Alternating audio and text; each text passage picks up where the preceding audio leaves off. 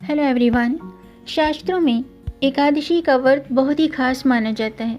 हर महीने में 2 एकादशी आती हैं, एक कृष्ण पक्ष की एकादशी और एक शुक्ल पक्ष में।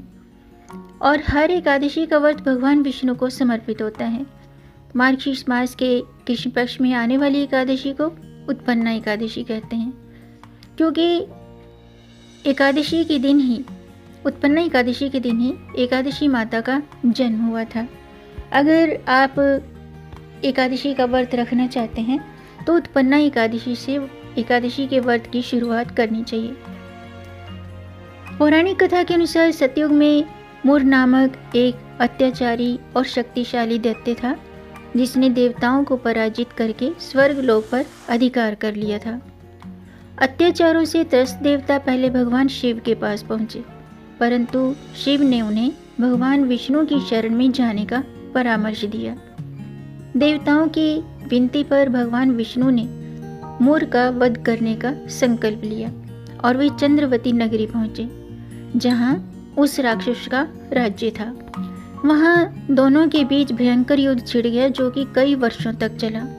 जब युद्ध का कोई परिणाम नहीं निकला तो भगवान विष्णु विश्राम के लिए बद्रिक आश्रम की हेमवती गुफा में चले गए। मुर उनका पीछा करते हुए वहां पहुंच गया और उन पर आक्रमण करने ही वाला था कि तभी भगवान विष्णु के दिव्य शरीर से एक तेजस्विनी कन्या प्रकट हुई। उस कन्या ने अपने अद्भुत बल से मुर का वध कर दिया।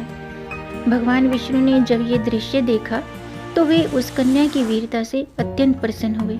उन्होंने कहा, तुम्हारा जन्म एकादशी तिथि को हुआ है, इसलिए तुम्हें इस एकादशी के उत्पन्ना एकादशी के नाम से जाना जाएगा।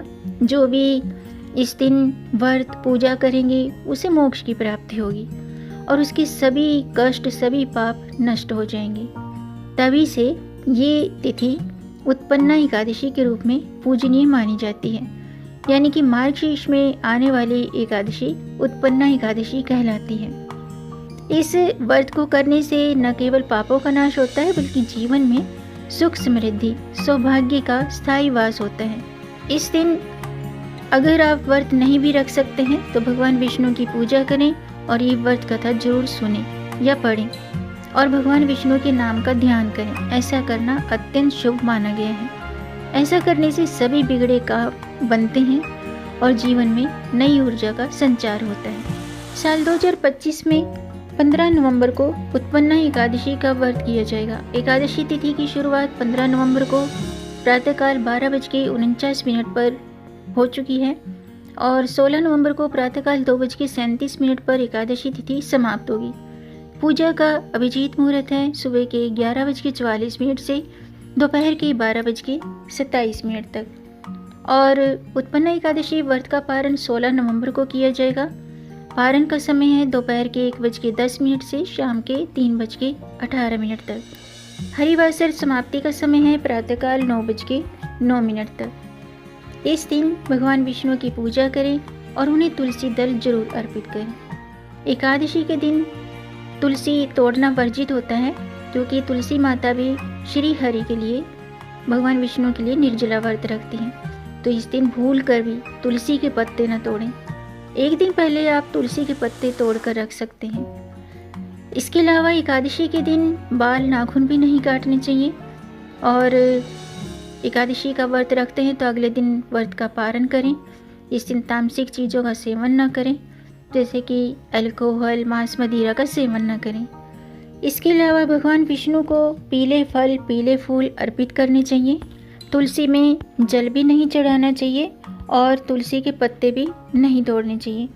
एकादशी के दिन ज़रूरतमंद व्यक्तियों को उनकी ज़रूरत की चीज़ें अपने सामर्थ्य के मुताबिक जरूर दान करनी चाहिए। एकादशी का व्रत रखते हैं तो इस दिन बाल भी नहीं धोने चाहिए, क्योंकि आध्यात्मिक ऊर्जा में कमी आती है और कुछ मान्यताओं के अनुसार इससे घर में गरीबी आ सकती है, सुख समृद्धि जा सकती है। तो इस दिन बाल धोने से बचना चाहिए, क्योंकि उनके द्वारा किए गए मतलब आप जो भी व्रत करते हैं तो उसका फल नहीं मिलता है। इसके अलावा अगर आप बाल धोना भी चाहते हैं तो एक दिन पहले धो लें या फिर एकादशी के अगले दिन बाल धो सकते हैं। इसके अलावा दोस्तों गीले बालों के साथ पूजा करने से बचना चाहिए। अगर किसी कारणवश यदि आप फिर भी बाल धोना चाहें, बाल धोना ज़रूरी हो, तो क्या करना है कि एक नहाने वाले पानी में एक चुटकी हल्दी मिलाकर बाल धो सकते हैं। आइए जानते हैं उत्पन्ना एकादशी की पूजा विधि। दोस्तों शास्त्रों के अनुसार एकादशी के दिन सूर्योदय से पहले उठें और यानी कि सनराइज से पहले उठें और स्नान आदि के बाद शुद्ध वस्त्र धारण करें। और अगर आप व्रत रखते हैं तो व्रत का संकल्प लेकर एक साफ चौकी पर भगवान विष्णु की प्रतिमा स्थापित करें। भगवान विष्णु को पीले फल पीले फूल अर्पित करें और भगवान विष्णु के साथ माता लक्ष्मी की पूजा जरूर करें। धूप दीप जलाएं, भगवान विष्णु के मंत्रों का जाप करें। भगवान विष्णु का जो मंत्र है वो इस प्रकार है, ओम नमो भगवते वासुदेवाय नमः। इस मंत्र का जाप करें। इसके अलावा एकादशी की व्रत कथा जरूर पढ़ें या सुनें और अंत में आरती करें। अगले दिन व्रत का पारण जरूर करें। तो दोस्तों आज का वीडियो मैं समाप्त करती हूँ। उम्मीद है आपको जानकारी पसंद आई होगी। अगर आपको ये जानकारी, ये वीडियो अच्छा लगा हो तो वीडियो को लाइक ज़रूर कीजिएगा। आपके लाइक से हमारा मोटिवेशन अप होता है।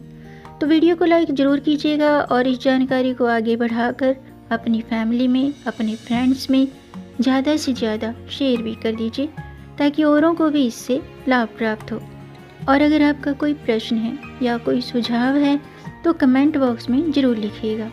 मेरे चैनल को सब्सक्राइब ज़रूर कीजिएगा ताकि आने वाली वीडियो देख सकेंगे आप सबसे पहले। वीडियो को अंत तक देखने के लिए आपका बहुत बहुत धन्यवाद।